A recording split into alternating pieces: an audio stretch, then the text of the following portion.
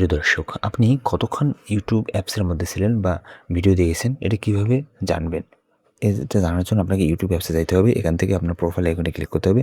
Click করার পর এখান থেকে সেটিংসে আসার পর আপনি যদি এই টাইম ম্যানেজমেন্টের উপর ক্লিক করেন, তাহলে এখানে দেখতে পাচ্ছেন 0 minute daily uses, daily average. এখানে আপনি দেখতে পাচ্ছেন টুডে।